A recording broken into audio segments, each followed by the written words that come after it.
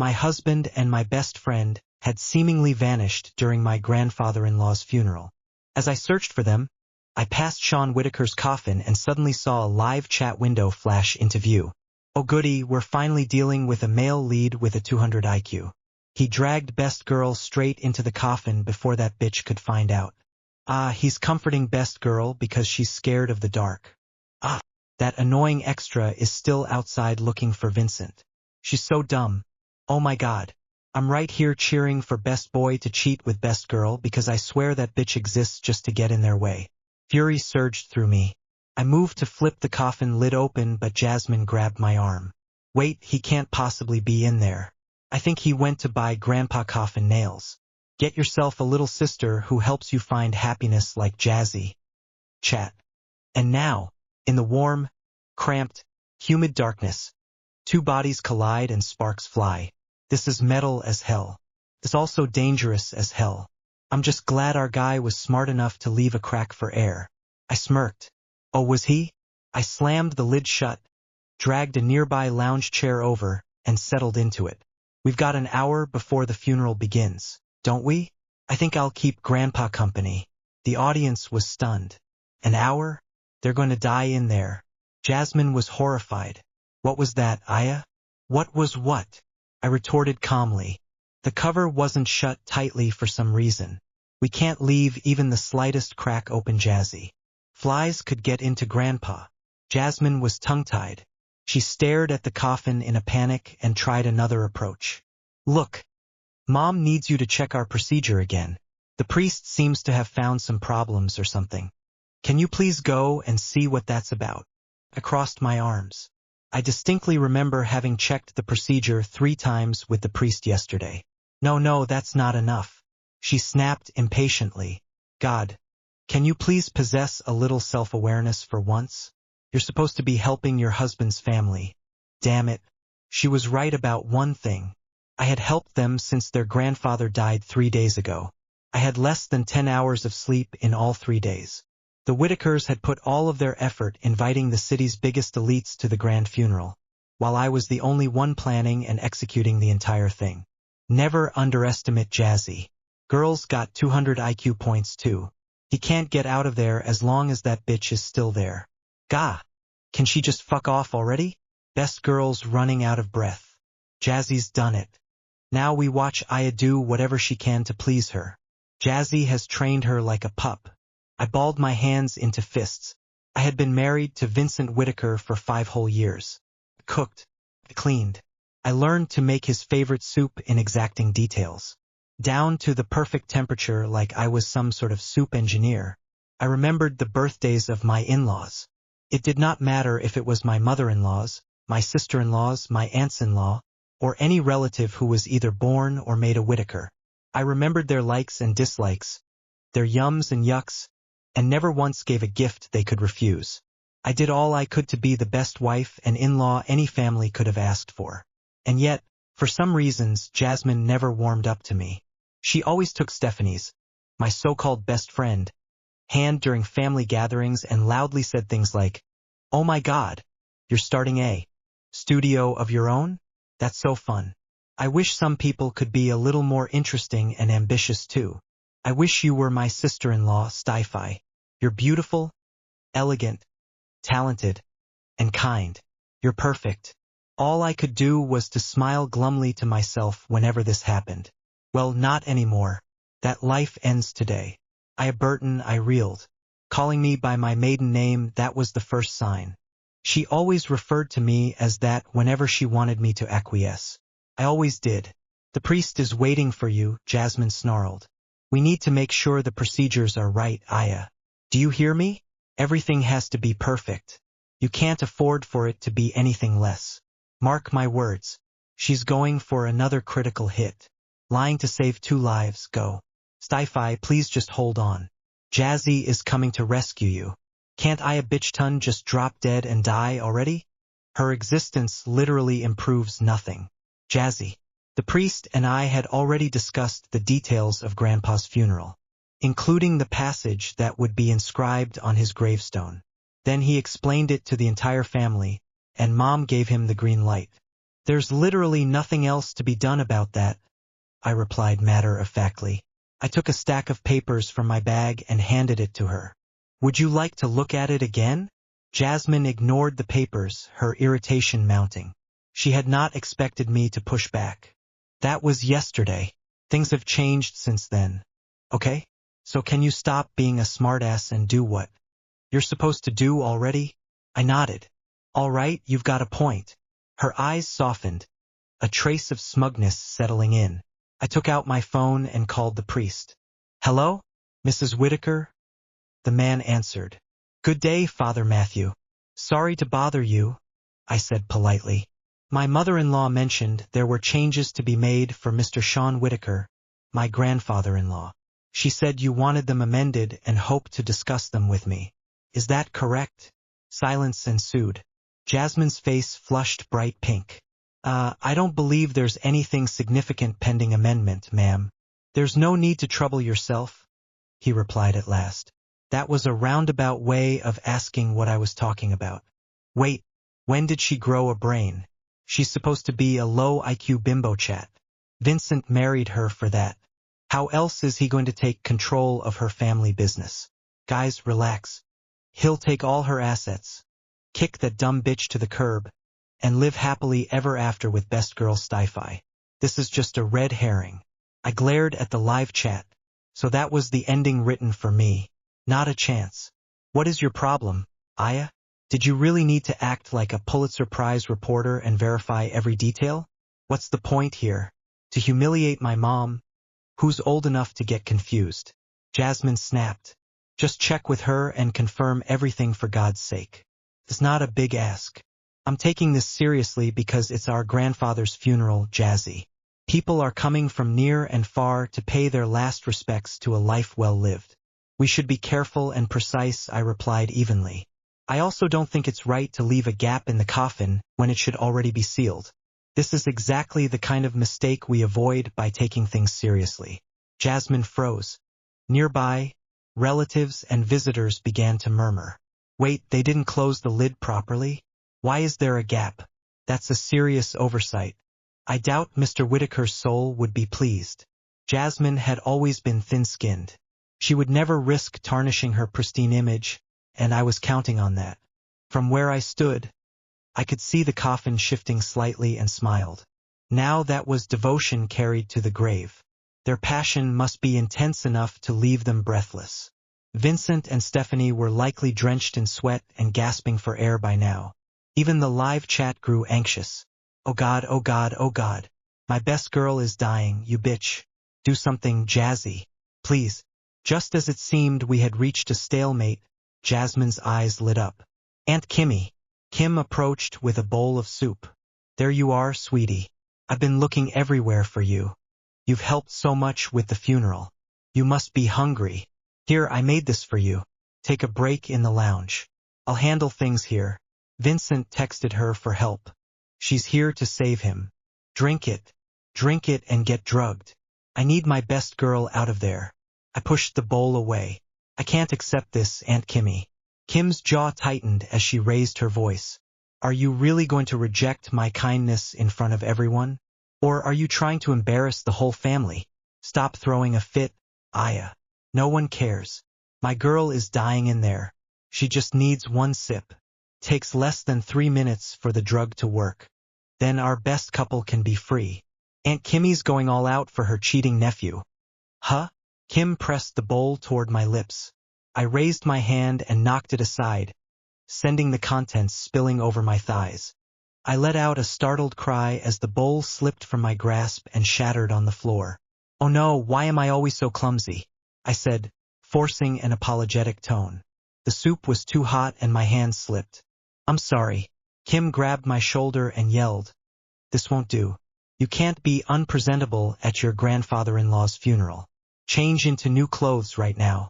She tried to drag me toward the door. The live chat cheered. She's the goat. Getting changed will take at least 5 minutes. They just need 1 minute, bro. Just a small crack in the coffin so they can breathe. Get out of there already, you annoying side character. My best girl needs fresh air. Poor Sti-Fi's already crying. She wanted to get out so badly, but Vincent isn't letting her. He's holding her hands down. Jasmine seized the opportunity. She grabbed my other arm and said, "I'll go with you, Aya." They tried to haul me out of the hall. A sound came from the coffin. Kim went pale. "Let's not dawdle, Aya," she said loudly, trying to cover the noise.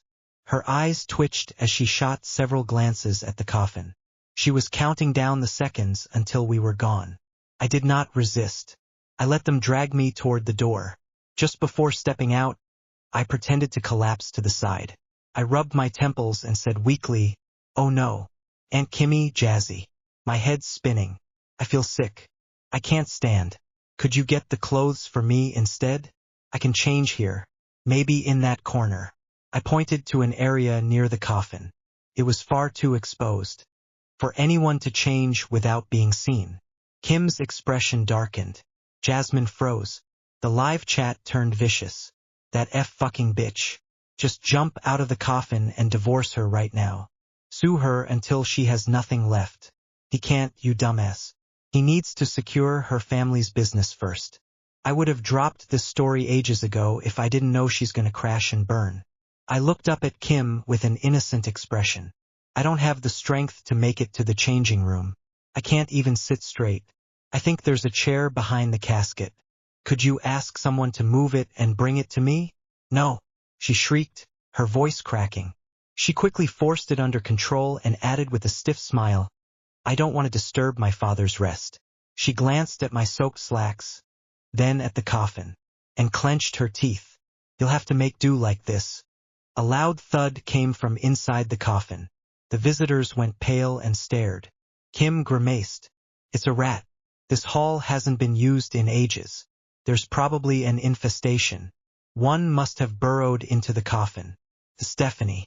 She can't hold it in anymore. Vincent's not doing great either." "Really?" I asked innocently, how big would a rat have to be to make a sound like that? "Oh my God, Vincent's giving her CPR now. What kind of plot is this?" I'm actually kind of excited. I can't wait to see her face when she realizes her best friend and husband are inside. A few seconds later, another voice cut in. "What is going on here? It's the mother-in-law. She's here to save her son. Dulcie, I brought your daughter-in-law soup to thank her for her hard work. Do you know what she did? She deliberately knocked it over, dirted her pants, and then clung to the coffin in front of everyone. It looked like she was trying to make us seem like we treat her as a slave." Dulcie barked from outside the door. "Someone take Aya to the lounge. She's exhausted herself and is now delirious." Two of Jazzy's distant aunts exchanged uncertain looks. "Why are you forcing me out of the hall, Mom?" I shouted. "Why are you so eager to call me delirious?" I pointed at the coffin. Could it be that something else is hidden inside? Someone other than Grandpa? A long beat of silence followed before whispers rippled through the crowd. Dulcie's glare hardened. She stepped forward and struck my cheek. The force snapped my head to the side. The taste of metal filled my mouth. The live chat erupted. That was good. Deserved. She should have gotten her ego checked way sooner than this. Who the hell did she think she was? A sharp gasp swept through the crowd as Dulcie shrieked. "I've had it with you, Aya. You've been a thorn in my side for years. It's been 5 goddamn years, and you've never shown a single positive pregnancy test. Our illustrious family will end with Vincent's generation because you can't even conceive a child. What's the point of a wife? So stop pretending to care about your elders. It's sickening. Do you think your grandfather-in-law is weeping in joy over your half-baked performance?" I touched the cut on my lip with my tongue and smiled. "On that topic, do you know what the doctor said when I went in for that fertility report? He told me I'm not the problem. Your son is. Vincent suffers from necrospermia. He is infertile." The live chat fell silent for a beat. "He what now? But she's pregnant. Isn't Stephi pregnant? Who's the father?" The entire hall went dead silent. Even the whispers stopped. Jasmine's face drained of color so quickly it looked almost gray. Aunt Kimmy staggered back a step. Dulcie's raised hand trembled in midair. Inside the coffin, something slammed violently against the lid. The live chat exploded into chaos. "No fucking way. Necrospermia means 0 viable sperm, right? Then who's the dad? Wait. Sci-Fi is pregnant? Vincent cheated and got cheated on? LMFO. Best boy just got reverse NTR'd. I slowly turned my gaze toward the coffin. A soft smile curved my lips. Oh dear, I murmured. That sounded pretty loud. Maybe the rat's upset. Another bang echoed from inside, this time accompanied by a muffled scream. Several guests recoiled in horror. Dulcie immediately snapped, "Open the coffin." Kim whipped around so fast her pearls slapped against her neck. No. Every eye landed on her. Too fast. Too desperate. The crowd's expressions subtly shifted. I watched her crumble in real time. Dulcie narrowed her eyes. Why not? Kim's lips twitched. I mean, disturbing the deceased right before the ceremony is bad luck. A dry laugh escaped me. Bad luck, I repeated softly. I think whatever's inside is having much worse luck than Grandpa right now. The coffin shook again. A distinctly human cough sounded from within. The room detonated into screaming whispers. Oh my God! There's someone in there. Did you hear that? Dulcie finally lost composure. Open it! She shrieked. Two male relatives rushed forward hesitantly. Jasmine suddenly threw herself in front of the coffin. No! She screamed. Nobody touch it. The hall froze again. Wrong move. Very wrong move. The live chat spiraled. Jazzy, what are you doing? Abort. Oh my God, she basically confessed. We're cooked, chat. Jasmine realized it too late. Her face went white. She stammered desperately. Grandpa hated noise. We shouldn't. A weak pounding interrupted her. Then came Stephanie's muffled sobbing. I can't breathe. Absolute silence. Every single person in the funeral hall turned toward the coffin. Jasmine looked like she wanted to die. Dulcie looked like she was about to kill someone. And I simply tilted my head. I said thoughtfully. That's an awfully articulate rat. Kim lunged first. She tried to block the coffin as the relatives approached, but Dulcie shoved her aside with shocking force. The lid was unsealed quickly. The second it cracked open, Vincent exploded out first, drenched in sweat, gasping violently for air. Stephanie collapsed against him, crying hysterically. Her hair ruined, lipstick smeared across half her face. Her dress straps hung crookedly off her shoulders, and Vincent's tie was missing entirely. The hall erupted. Screams, gasps, phones immediately lifted into the air. Someone dropped prayer beads. One elderly aunt nearly fainted on the spot. The live chat lost its collective mind. No. This isn't how the route was supposed to go. Best girl. Oh, she's done. Vincent finally looked up and saw me, saw the blood on my lip, saw the entire room staring, saw his grandfather's open coffin behind him. For the first time in 5 years, my husband looked afraid of me. Aya, he rasped. I smiled gently. Welcome back, I said. Did Grandpa keep you comfortable? Stephanie burst into tears. It wasn't like that, she cried. An old uncle barked. Then why the hell were you inside a coffin together? Nobody could answer, because there was no answer. Not one that sounded sane. Dulcie's breathing became ragged. Her precious son, her perfect heir, exposed half-naked beside a pregnant woman who wasn't his wife. At his own grandfather's funeral, she suddenly turned toward Stephanie like a rabid animal. You filthy bitch! Slap! Stephanie screamed as Dulcie struck her across the face. Vincent immediately grabbed his mother. Stop it! That only made things worse. You defend her? Dulcie shrieked. In front of your wife? Wife. The word echoed strangely in my ears. I looked at Vincent quietly. 5 years. 5 years of devotion. 5 years of shrinking myself smaller and smaller so this family could shine brighter. And for what? For them to drug me at a funeral so he could continue screwing my best friend inside his grandfather's coffin? The absurdity almost made me laugh. The live chat flickered weakly. Maybe there's still a misunderstanding? Guys, please say psyche. No way our male lead throws everything away this stupidly. Then Stephanie whispered through tears, "I'm pregnant." The hall fell silent again. She looked up at Vincent with red swollen eyes. I didn't know what else to do. Vincent's expression shattered. Because he knew. He knew exactly what came next. Slowly, very slowly, my gaze drifted downward, toward Stephanie's stomach, then back to him. "Interesting," I said softly, "because according to the doctor," I pulled a folded report from my purse. "You can't have children." Vincent lunged. Too late. I handed the report to the nearest relative. The old man adjusted his glasses as he read. Then his face changed. "Necrospermia confirmed," he read aloud shakily. Another uproar exploded. Vincent's face finally drained completely of blood. Stephanie started sobbing harder. And then, the live chat updated again. Wait. If Vincent isn't the father, then who the fuck is? A dreadful silence spread through the funeral hall. Everyone stared at Stephanie like she had suddenly grown another head. Her crying intensified. Vincent grabbed her shoulders violently. "Say something." Stephanie only shook harder. I can't."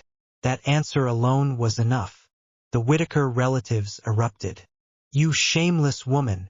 You slept around while pretending to be innocent? And at a funeral?" Phones kept recording. The city's elite stood only feet away, watching the Whittaker family implode in real time. Years of cultivated prestige cracked apart in less than 10 minutes. The live chat flickered frantically. No, salvage the route. Best girl wouldn't cheat. There's definitely another explanation. Copium levels critical. Then an unfamiliar male voice suddenly rang out from the back of the hall. "The child's mine." The crowd split apart. A man in a tailored gray suit stepped forward slowly.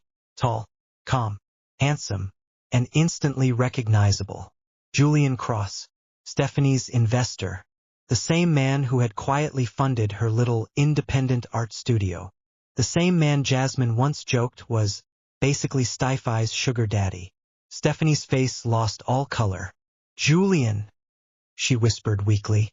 Vincent stared at him in disbelief. Julian adjusted his cuffs lazily before dropping the final bomb. "Stephanie has been living in my penthouse for the last 3 months." Dead silence. Then, Vincent swung first. His punch landed hard across Julian's jaw. Chaos erupted. Men rushed forward. Women screamed. Stephanie cried hysterically while trying to pull Vincent back. And right in the middle of the disaster, I laughed.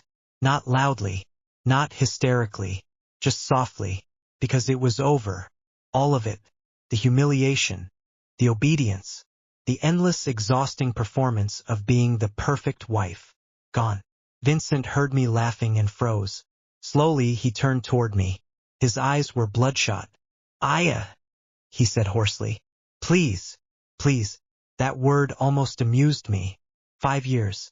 And this was the first time he had ever begged me for anything. The live chat looked shell-shocked. The route collapsed. This is a complete ruin ending. Wait, why does she suddenly feel like the protagonist? I stepped toward Vincent calmly. Then I reached up and removed my wedding ring. His expression changed instantly. Real panic finally appeared. "Aya, don't do this." I placed the ring directly on top of Sean Whittaker's coffin. A sharp metallic clink echoed through the hall. "Your grandfather seemed lonely," I said gently. "He can keep it." Vincent's face crumpled. Dulcie immediately snapped. "You ungrateful little." I turned toward her, and for the first time in 5 years, she stopped talking, because she finally saw it. I did not love them anymore. Not Vincent. Not this family. Not enough to keep enduring humiliation. That terrified her more than any scandal. The live chat slowed. Why do I suddenly feel bad for her? Shut up. She was literally abused for years. No, but seriously, they treated her like a servant. Looking back, this family is actually insane. I glanced upward coldly. "So now you understand?" I murmured. The comments froze. For a brief moment, nobody typed anything. Then one final line appeared. The extra character broke the script and disappeared. The live chat window shattered like broken glass before fading from sight entirely. At the same moment, my phone vibrated. A message appeared from my lawyer. The divorce papers are ready, Ms. Burton. Additionally, we've secured evidence regarding the Whittaker family's attempted acquisition of Burton Holdings through fraudulent marital transfer agreements. My smile widened slightly. So that's why Vincent chose me. Not love. Not companionship. Business. How boring. Vincent saw the message preview on my screen and lunged forward in horror. Wait. I stepped back. He missed. For the first time ever. Then I looked around the funeral hall one final time. At the screaming relatives. At Jasmine sobbing in panic. At Stephanie collapsing beside Julian. At Dulcie desperately trying to salvage her reputation while cameras recorded every second. Ruin. Absolute ruin. Exactly what they deserved. I smoothed out the wrinkles in my stained clothes calmly. Then I smiled at Sean Whittaker's portrait. Thank you for the hospitality, Grandpa. And walked out of the funeral hall without looking back once.